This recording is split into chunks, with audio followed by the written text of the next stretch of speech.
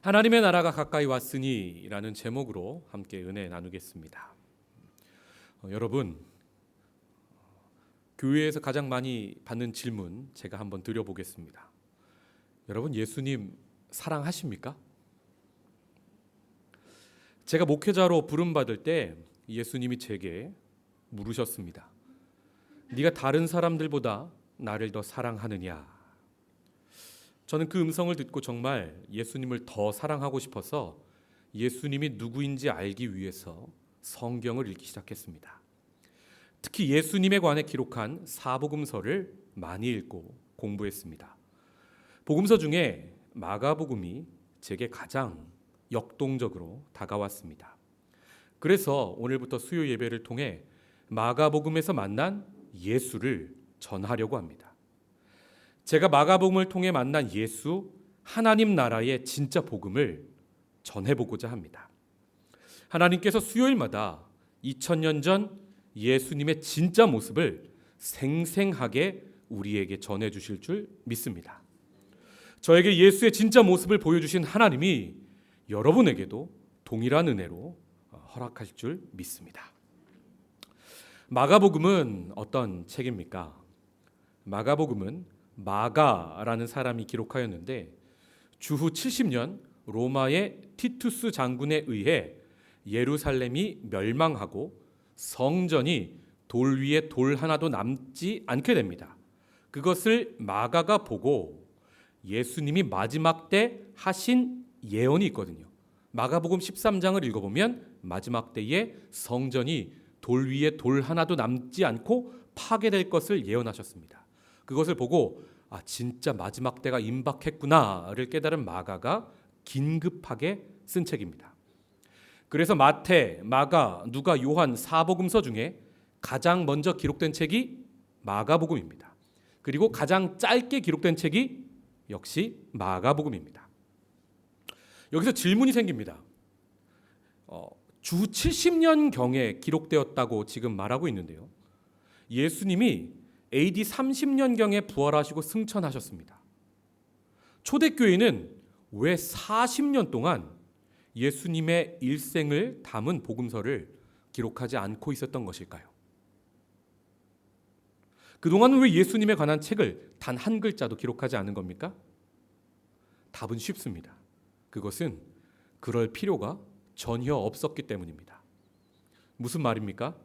예루살렘 교회 내에 예수님께 직접 병고침 받았던 사람, 오병이어의 기적으로 그 떡을, 그 물고기를 먹었던 사람, 죽었던 나사로, 예수님의 기적을 직접 체험했던 사람들이 그 교회에 있었기 때문입니다.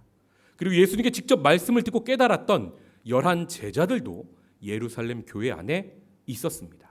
예수님께서 승천하시는 걸 본 500명의 성도들이 그 안에 있었습니다. 증인들이 그 안에 있었다는 말입니다.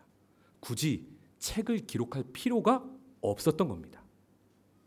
거기다 그들은요, 자신들이 살아 생전에 예수님이 다시 재림하실 거라고 믿고 있었습니다. 그런데 예수님의 재림이 자신들의 생각보다 늦어지기 시작합니다. 시간이 지나면서 예수님의 증인들이 한 사람씩 먼저 하늘나라로 부름받기 시작합니다. 거기에 AD 70년에 예루살렘 멸망과 성전 파괴가 일어납니다. 마가가 이것을 보고 예수의 재림이 얼마 남지 않았다고 생각합니다. 그래서 그동안 아버지같이 모셨던 수제자 베드로에게 들었던 예루살렘 교회의 설교가 있었습니다. 이것을 예루살렘 전승이라고 합니다. 이 예루살렘 전승에 본인이 직접 증인들을 찾아다니며 모은 자료들을 가지고 마가복음을 기록합니다. 그래서 마가복음은 매우 역동적인 하나님 나라의 복음이, 임박한 복음이 잘 드러나 있습니다. 그럼 제가 본격적으로 시작하기 전에 하나 묻겠습니다. 하나님의 나라가 뭡니까? 복음이 뭡니까? 한마디로 여러분 설명하실 수 있겠습니까? 알듯하면서 설명하려니까 참 말이 안 나옵니다. 오늘 그래서 마가복음에 명확히 나타나고 있는 복음, 그리고 예수님이 선포하셨던 하나님의 나라를 우리 마음에 확실히 담고 돌아가는 시간이 될 줄 믿습니다. 먼저 1절입니다. 함께 읽겠습니다. 시작. 하나님의 아들 예수 그리스도의 복음의 시작이라. 아멘. 이 마가복음 1장 1절은요, 마가복음뿐만 아니라 신약 전체의 제목 역할을 하고 있습니다. 왜요? 신약 복음서 중에 가장 먼저 기록된 책이기 때문입니다. 여기서 시작이다라는 이 시작은요, 헬라어로 아르케인데요, 이게 헬라어 창세기 1장 1절의 첫 단어가 바로 아르케입니다. In the beginning, God created heaven and earth. 그 beginning에 해당하는 단어가 바로 아르케라는 말입니다. 이 말이 무슨 말입니까? 이것은 하나님이 창세기에 말씀을 통해 온 세상을 창조하셨던 것처럼 이제 다시 신약 예수 그리스도의 복음이 세상을 재창조하여 모든 것을 다시 새롭게 시작할 것을 알리고 있는 겁니다. 죄로 망가진 모든 창조 세계를 복음으로 다시 새롭게 할 것을 마가복음 1장 1절부터 선포하고 있는 겁니다. 그럼 그 시작이라는 복음은 무엇입니까? 영어로는 우리가 너무 쉽게 잘 들은 good news인데요, 이 말이 헬라어로는 유앙겔리온이라는 말입니다. 이게 좋은 소식입니다.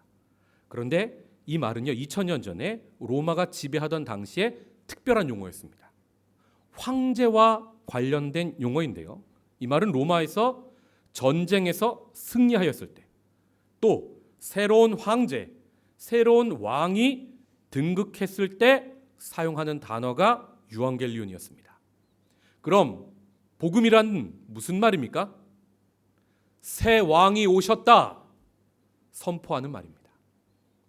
그 복음이 하나님의 아들 예수 그리스도의 복음의 시작이래요. 예수는 하나님의 아들이라 선포하고요, 그리스도는 기름 부음 받은 자, 메시아라는 말의 헬라어 표현입니다. 그러므로 1절을 종합해서 쉬운 우리말로 표현하면 이렇게 할 수 있습니다. 하나님의 아들 예수가 메시아입니다. 그분이 우리의 왕으로 오셨습니다. 그 시작이 어떻게 되는지 이제 설명하겠습니다. 이 1절은 당시 로마 황제가 이스라엘뿐만 아니라 지중해와 온 세상을 다스리고 있었던 점을 고려해 보면 매우 위험한 표현이었습니다. 거의 선전포고나 다름없는 겁니다. 마가는 지금 1장 1절부터 로마 황제가 진정한 왕, 진정한 주가 아니라고 말하고 있는 겁니다. 하나님이 아들을 메시아로 보내셨고 바로 예수가 그 메시아인데 그분이 진짜 우리의 왕이시라고 선포하고 있는 겁니다. 특별히 열왕기하 25장에 남유다가 망하고 마지막에 왕의 보좌가 비어있는 것으로 역사서가 끝이 나죠. 그 왕자의, 비어있는 왕자의 지금 예수가 다시 왕으로 등극하셔서 자리에 앉는 것을 선포하고 있는 겁니다. 우리가 계속 수요일마다 읽게 될 마가복음에는 이 복음이라는 단어가 다른 복음서에 비해 2배 정도나 많이 나오고 있습니다. 이는 마가복음이 억압당하는 백성에게 소망을 전하는 복음서라는 것을 우리에게 알려주는 겁니다. 마가복음 1절은 진짜 왕이 오셨다, 이 기쁜 소식을 받아들이라는 강력한 초청입니다. 당시 말라기 선지자 이후 약속의 땅 팔레스타인은 혼돈 그 자체였습니다. 약 400년 동안 그들은 부르짖으며 아픔에 신음하며 메시아를 기다리고 있었습니다. 400년간 기다리던 메시아가 오셨다는 소식은 기쁨 그 자체인 겁니다. 그래서 복음은 기쁘게 받아들이는 우리 같은 사람에게는 병든 자를 치유하는 능력이 있습니다. 갇혔던 자를 자유케 하는 능력이 나타납니다. 죄인도 원수로 친구로 변하여 하나님의 자녀로 회복되는 은혜가 넘칩니다. 반면 복음은 진정한 왕이 오심으로 인해 세상 어둠의 권력자들을 두렵고 떨게 만드는 심판이 있음을 선포하고 있는 겁니다. 하나님은 예수 그리스도의 복음을 시작하기 위하여 한 사람을 예수님 앞에 먼저 보내십니다. 본문 2절에서 4절 말씀입니다. 선지자 이사야의 글에 보라, 내가 내 사자를 너의 앞에 보내노니 그가 네 길을 준비하리라. 광야에 외치는 자의 소리가 있어 이르되 너희는 주의 길을 준비하라. 그의 오실 길을 곧게 하라. 기록된 것과 같이 세례 요한이 광야에 이르러 죄사함을 받게 하는 회개의 세례를 전파하니 아멘. 그 사람이 누구입니까? 세례 요한입니다. 이 사람은 아비야 반열의 제사장 가문의 사람이었습니다. 그가 말씀을 통해 사명을 받습니다. 그리고 어려서부터 세상과 구별되어 광야에서 자라게 됩니다. 지금으로 치면 금수저 중에 금수저 집안에서 태어난 사람이었습니다. 그런데 그가 화려한 모든 인생을 포기하고 어디로 갑니까? 광야로 나가서 생활을 합니다. 왜요? 그는 이사야 말씀에서 자기가 누구인지를 찾은 거예요. 자기가 누구라고요? 자기는 광야에서 외치는 자의 소리라는 겁니다. 자기가 할 일이 뭐라고요? 주님 오실 길을 곧게 만드는 것. 곧 백성에게 회개의 세례를 베풀어서 말씀이신 예수 그리스도를 받을 수 있는 백성의 마음밭을 옥토로 변화시키는 것. 이게 자신의 목숨을 걸고 평생의 사명임을 그가 깨달았던 겁니다. 이렇게 복음은 말씀에 순종하는 사람을 통해 임하는 것을 봅니다. 여기서 세례 요한이 베풀었다는 죄사함을 받게 했다는 세례는 무엇입니까?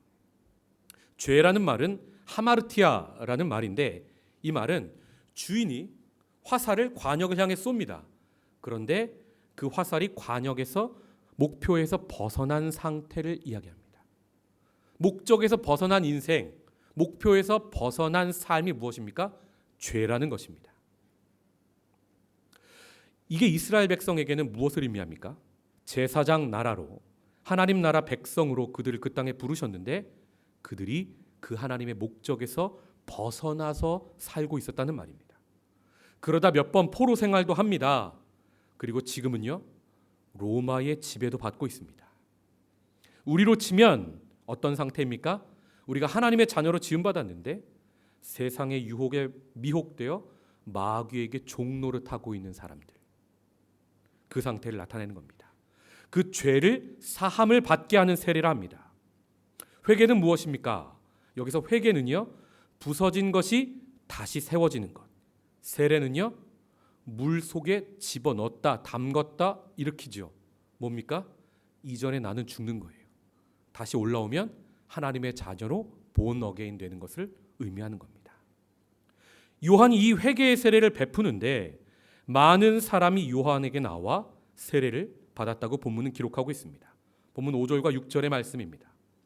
온 유대 지방과 예루살렘 사람이 다 나아가 자기 죄를 자복하고 요단강에서 그에게 세례를 받더라.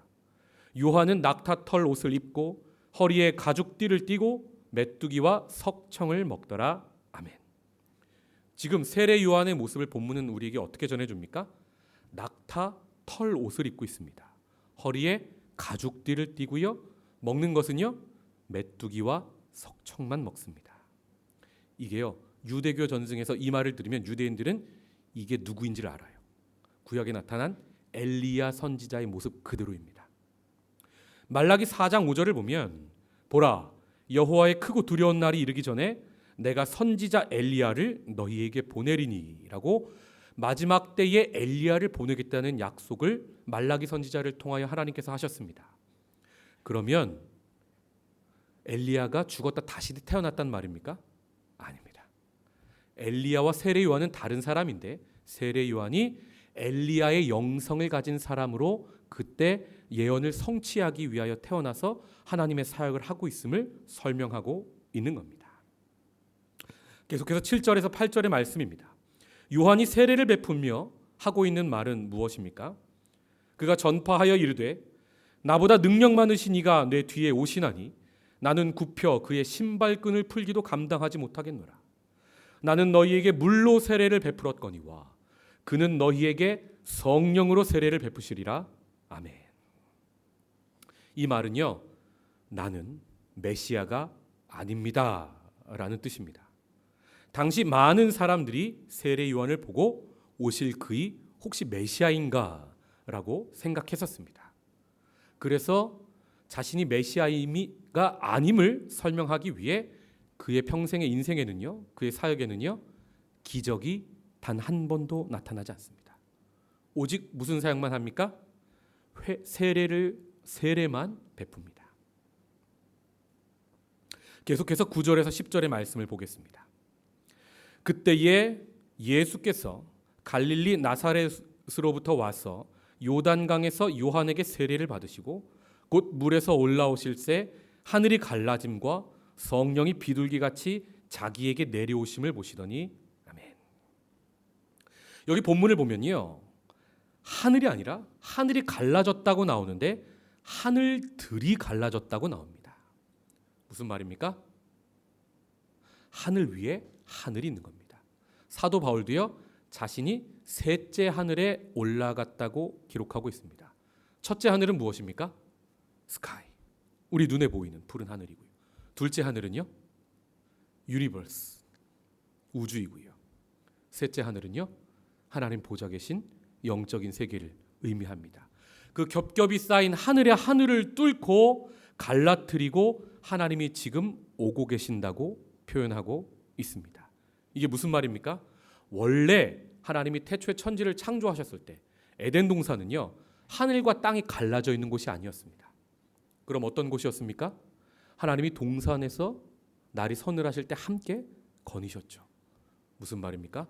하늘과 땅이 하나였던 곳이었습니다.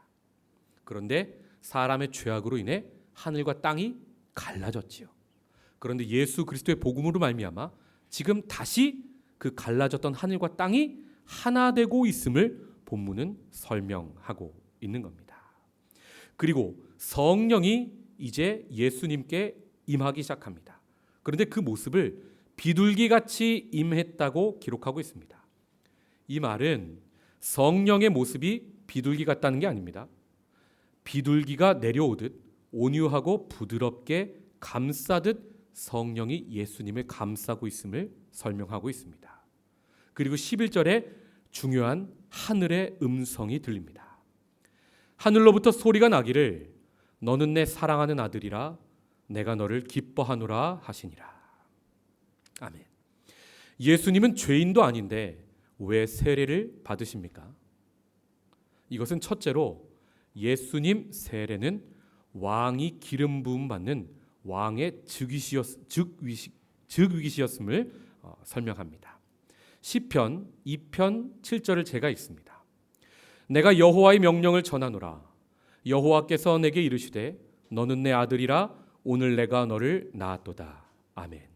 이 말은요, 이스라엘의 왕이 대대로 왕 위에 즉위할 때 선포되었던 말씀입니다. 무슨 말입니까? 예수님이 이스라엘의 왕으로 즉위하고 있음을 본문이 설명하고 있는 겁니다. 둘째로 예수님의 세례는 도살 안수식이었습니다. 예수님의 죄사함을 위한 세례가 아니라 오히려 세례를 받으시면서 인류의 모든 죄가 예수님께 전가되고 있는 겁니다. 레위기를 보면 도살할 제물의 예배자가 어떻게 합니까? 죄사함을 위해서 대신 죽을 제물에게 안수하는 것과 마찬가지입니다. 그러므로 본문을 설명하면 이렇습니다. 예수라는 왕이 오셨는데 왕이 우리를 위해 죽으실 제물이 되시는 겸손한 분이라는 말입니다. 이 말은 마가복음의 핵심 주제이기도 합니다. 마가복음 10장 45절을 제가 읽습니다. 인자가 온 것은 섬김을 받으려 함이 아니라 도리어 섬기려 하고 자기 목숨을 많은 사람의 대속물로 주려 함이니라. 아멘. 이 사건을 예언하고 있는 말씀인 것입니다. 이렇게 예수님은 세례를 받으신 후 예수님께 임한 성령이 갑자기 예수님을 광야로 몰아내십니다. 그리고 예수님은 광야에서 시험을 받으십니다. 12절에서 13절 말씀입니다. 성령이 곧 예수를 광야로 몰아내신지라. 여기서 몰아내다라는 단어는요, 강한 힘으로 내쫓는다. 성령님이 압도적인 힘으로 예수님을 광야로 몰아내고 계시는 겁니다. 마치 아담이 에덴 동산에서 내쫓겨서 하나님 나라로부터 분리되는 것을 경험한 것처럼 예수님이 지금 내쫓기고 있음을 설명하고 있습니다. 예수님은 살려주는 영인 마지막 아담이 되시기 위해 광야로 내몰려서 쫓겨나심을 경험하고 계신 겁니다. 그리고 그곳에서 첫 아담이 졌던 마귀의 세 가지 시험을 이겨내고 계십니다. 창세기 3장을 보면 선악과 사건을 우리에게 이렇게 얘기합니다. 마귀가 옛 뱀이 꼬셔서 하와가 그 선악과를 보니까 어떻다고 합니까? 보암직도 하고 안목의 정욕이지요. 먹음직도 하고 육신의 정욕이지요. 지혜롭게 할 만큼 탐스럽기도 했다. 이생의 자랑이지요. 이 세 가지를 예수님이 시험에서 이기십니다. 마귀가 이렇게 시험합니다. 네가 만일 하나님의 아들이어든 이 돌들로 떡덩이가 되게 하라. 먹음직 또한 육신의 정욕으로 40일 금식하시는 예수님을 유혹합니다. 예수님이 어떻게 이기십니까? 사람이 떡으로만 살 것이 아니요 하나님의 입으로부터 나오는 모든 말씀으로 살 것이니라. 아멘. 이 말씀으로 첫 번째 유혹을 이기십니다. 마귀가 두 번째 시험합니다. 네가 만일 하나님의 아들이어든 높은 곳에서 사람들이 다 보는데 뛰어내려라. 사람들 앞에서 증명하고픈 이생의 자랑을 자극합니다. 예수님이 무슨 말씀으로 이기십니까? 주 너의 하나님을 시험하지 말지니라. 이기시죠. 계속해서 마귀가 세 번째로 시험합니다. 마귀가 또 그를 데리고 지극히 높은 산으로 가서 천하 만국과 그 영광을 보여 이르되 만일 내게 엎드려 경배하면 이 모든 것을 네게 주리라. 뭡니까? 보여주면서 안목의 정욕으로 유혹합니다. 예수님이 어떻게 이기십니까? 사탄아 물러가라. 기록하였으되 주 너의 하나님께 경배하고 다만 그를 섬기라 하였느니라. 아멘. 이에 마귀는 예수를 떠나고 천사들이 나와서 수종드니라 하며 마태복음 4장 11절은 이 광야의 세 가지 시험을 보다 자세히 설명하고 있습니다. 마가복음 13절도 이렇게 설명합니다. 광야에서 40일을 계시면서 사탄에게 시험을 받으시며 들짐승과 함께 계시니 천사들이 수종들려라. 아멘. 사도 바울은요, 예수님을 이 사건들을 종합해서 우리에게 이렇게 설명합니다. 둘째 아담으로 예수님을 표현하며 이렇게 이야기합니다. 로마서 5장 9절 19절입니다. 한 사람이 순종하지 아니함으로 많은 사람이 죄인 된 것 같이 한 사람이 순종하심으로 많은 사람이 의인이 되리라. 모든 인류의 대표였던 한 사람 아담으로 말미암아 죄가 인류에게 들어와 사망이 왕노릇했던 것처럼 이제 예수의 온전한 순종, 예수의 승리로 인해 은혜가 믿는 우리에게 들어와 우리가 사망에서 생명으로 옮기게 되는 것을 말하고 있는 겁니다. 이제 우리의 대표 되신 우리의 왕이신 예수님이 아담의 불순종을 깨트리시고 무엇을 하십니까? 비로소 마가복음 1장 1절이 설명하고 있는 하나님의 아들 예수 그리스도의 복음의 시작을 선포하십니다. 14절과 15절의 말씀입니다. 함께 읽겠습니다. 시작. 요한이 잡힌 후 예수께서 갈릴리에 오셔서 하나님의 복음을 전파하여 이르시되 때가 찼고 하나님의 나라가 가까이 왔으니 회개하고 복음을 믿으라 하시더라. 아멘. 요한이 잡힌 후 예수께서 하나님의 복음을 전파했다고 본문은 우리에게 설명합니다. 이것은요, 세례 요한과 예수님의 운명을 연결하여서 설명하고 있는 겁니다. 앞으로 예수님의 운명이 앞선 세례 요한의 운명과 동일하게 세상 권력자들의 손에 잡혀 넘겨질 운명임을 암시하고 있습니다. 그리고 15절은 이르시되 예수님의 복음의 첫성, 전도의 첫 메시지가 무엇입니까? 때가 찼다. 이 때가 찼다라는 말은 무엇입니까? 차다라는 말은요, 채우다, 충만하다, 작정했던 말을 끝내 이루다라는 뜻입니다. 그리고 이 때는요, 다니엘서를 이해하셔야 합니다. 다니엘서에 나오는 인자의 나라가 임할 때를 이야기합니다. 다니엘서에서는 짐승의 나라 다음에 오는 인자의 나라가 임하는 때를 이야기하는 책입니다. 다니엘서 7장을 자세히 살펴보면 벨사살 왕 원년에 다니엘이 환상을 봅니다. 네 짐승의 나라를 봅니다. 첫째 짐승은 사자 모양의 독수리 날개를 하고 있는데 이 나라는 바벨론 왕과 느부갓네살 왕을 이야기합니다. 둘째 짐승은 곰을 닮았는데 이것은 그 다음 나라 페르시아를 이야기합니다. 셋째 짐승은 표범을 닮았는데 새의 날개가 4개 있고 4개의 머리를 가지고 있는 것을 봅니다. 이 나라는 무슨 나라입니까? 페르시아 다음에 그리스죠. 그리스가 알렉산더 대왕 이후에 4개의 나라로 찢어집니다. 그것을 예언 가운데 보고 있는 겁니다. 특별히 넷째 짐승은 무섭고 놀라우며 매우 강하고 또 새로 된 큰 이가 있다고 합니다. 이 나라는요, 신구약 중간기 400년 동안 이스라엘을 많이 핍박했던 셀주커스 왕조와 안디오커스 에피파네스 4세를 이야기합니다. 동시에 로마를 가리키기도 합니다. 다니엘이 이 네 짐승의 나라를 본 후에 하나님의 보좌 환상을 계속해서 봅니다. 다니엘서 7장 13절에서 14절을 제가 읽습니다. 내가 또 밤 환상 중에 보니 인자 같은 이가 하늘 구름을 타고 와서 옛적부터 항상 계신 이에게 나아가 그 앞으로 인도되매 그에게 권세와 영광과 나라를 주고 모든 백성과 나라들과 다른 언어를 말하는 모든 자들이 그를 섬기게 하였으니 그의 권세는 소멸되지 아니하는 영원한 권세요 그의 나라는 멸망하지 아니할 것이니라. 아멘. 여기서 인자는 예수 그리스도를 의미합니다. 인자 예수 그리스도를 통하여 마지막 때 임하는 하나님의 나라는 무엇입니까? 제가 쉽게 설명을 한번 해보겠습니다. 문재인이 대통령인 나라는 어느 나라입니까? 대한민국이죠. 트럼프가 대통령인 나라는 미국입니다. 김정은이 다스리는 나라는 어느 나라입니까? 조선민주주의 인민공화국이라고 합니다. 그럼 쉽습니다. 하나님이 다스리는 나라는요, 하나님의 나라인 겁니다. 즉 하나님의 말씀이 선포되는데 그 말씀에 순종하는 사람이 있으면, 그래서 하나님의 통치가 임하기 시작하면 그곳이 바로 하나님의 나라인 것입니다. 예수 전까지 그 누구도 하나님 말씀에 온전히 순종하는 사람이 없었습니다.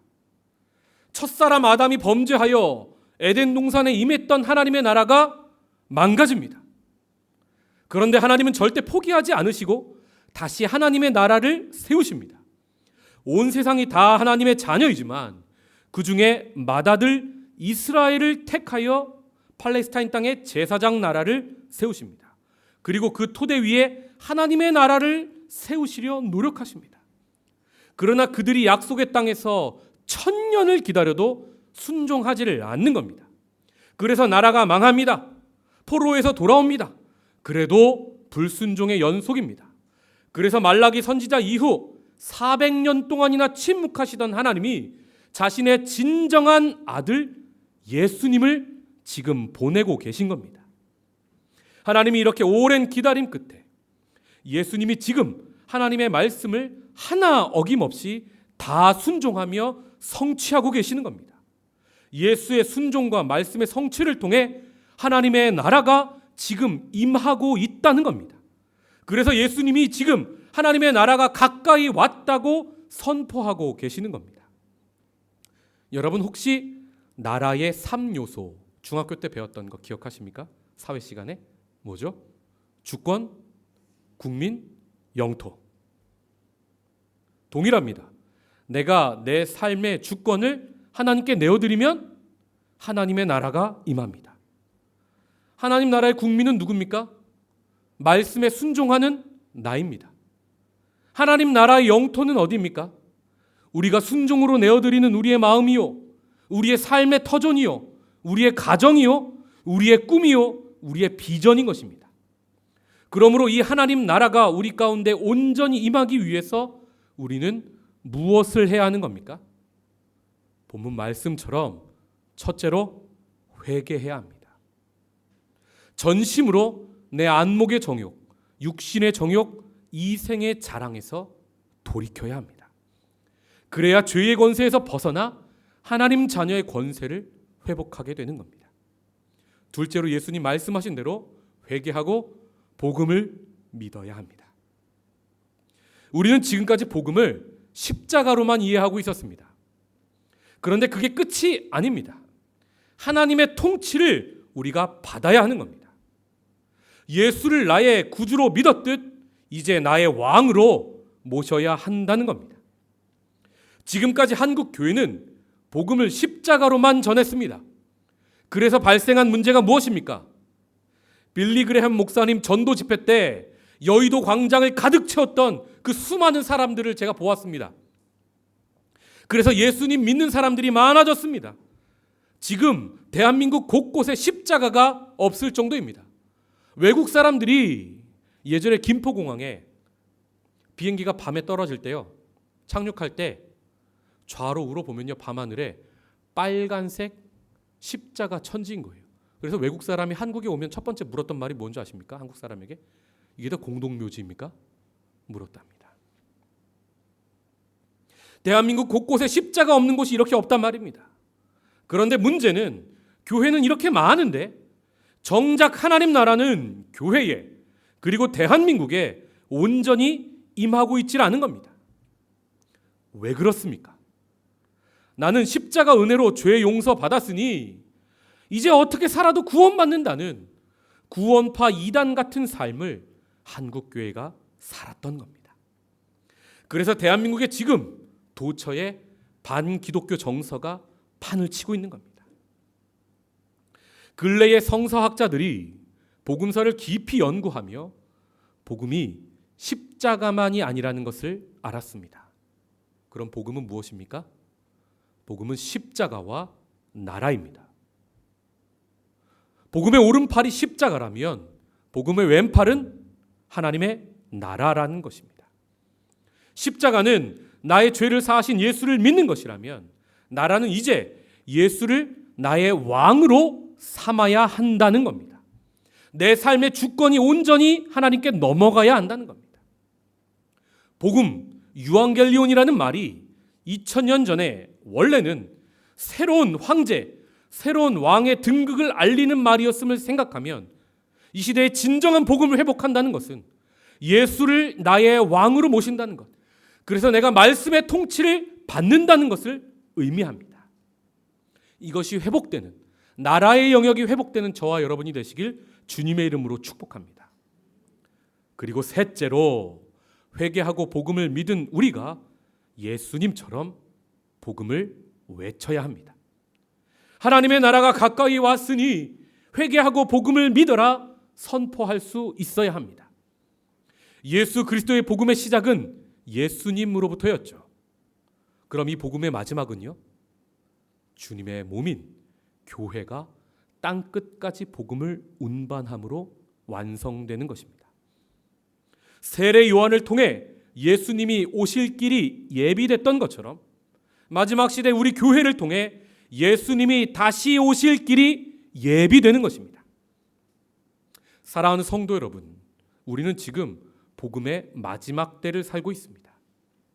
예수님을 통해 하나님 나라 복음이 시작되었는데 복음의 완성을 우리 교회에 맡기셨다는 말입니다. 사도행전 1장 8절을 보면 예수님 이렇게 말씀하셨습니다. 오직 성령이 너희에게 임하시면 너희가 권능을 받고 예루살렘과 온 유대와 사마리아와 땅 끝까지 이르러 내 증인이 되리라. 아멘. 예수님이 약속하셨던 것처럼 교회에 성령으로 세례를 베푸셨습니다. 그래서 우리를 통해 땅 끝까지 복음이 전파되는 것, 복음을 완성하는 것을 바로 우리 교회의 몫으로 남겨두신 것입니다. 그러므로 우리 하나님 나라가 땅 끝까지 확장되도록 오늘 주신 하나님 나라의 복음에 순종합시다. 주의 여종이오니 말씀대로 내게 이루어지리이다 하며 간음한 여인으로 오해받을지라도 순종의 자리로 나아갔던 예수의 모친 마리아처럼 나는 광야에서 외치는 소리다 하며 제사장의 화려한 삶을 포기하고 말씀에 순종하여 평생 광야에서 살다 회개의 세례를 베풀고 목이 베어 죽었던 세례 요한처럼 밤이 새도록 수고하였으되 잡은 것이 없지만은 말씀에 의지하여 그물을 내렸던, 그래서 예수가 누구신지를 알았던 베드로처럼 온 인류를 구원하기 위해 자신에게 예언된 십자가 죽음의 길을 순종하며 걸었던 예수님처럼, 또 로마 시민권보다 하나님 나라의 시민이었음을 더 자랑스러워하며 살았던 사도 바울처럼 우리도 우리 삶을 하나님의 다스리심에 내어드립시다.